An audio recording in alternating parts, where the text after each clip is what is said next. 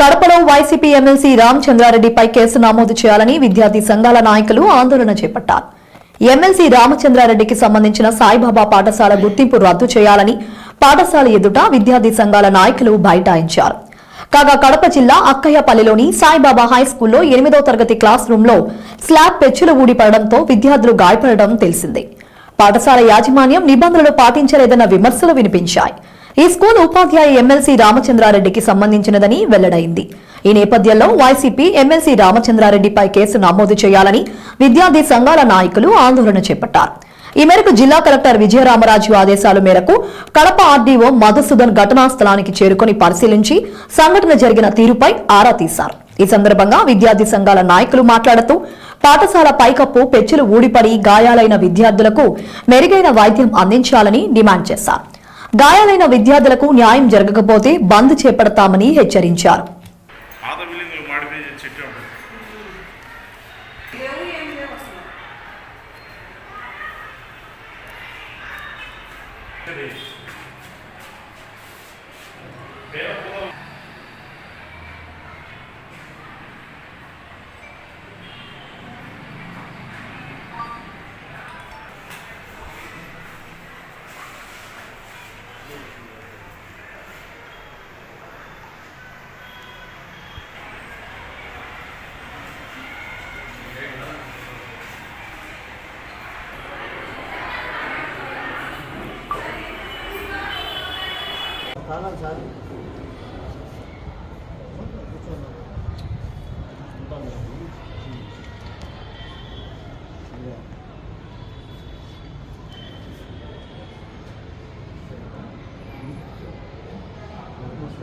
ఎక్కువని క్లీన్ చేశాను.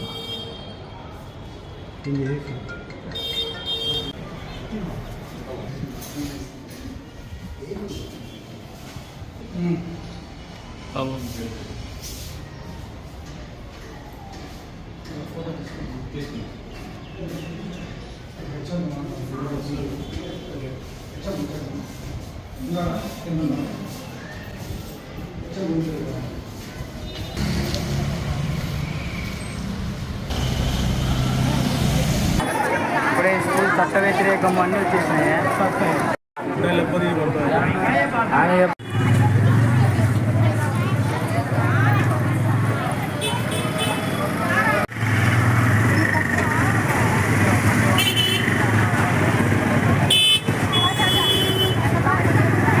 విద్యార్థులకు గాయాలవుతున్న పాఠశాలపై చర్యలు తీసుకొని ఉన్నత విద్యాశాఖ అధికారులు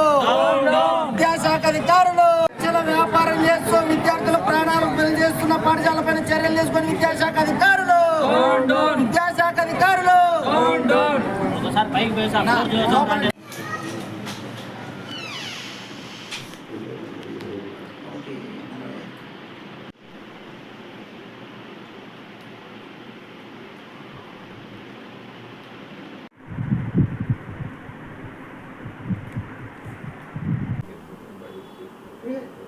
నమస్కారములు.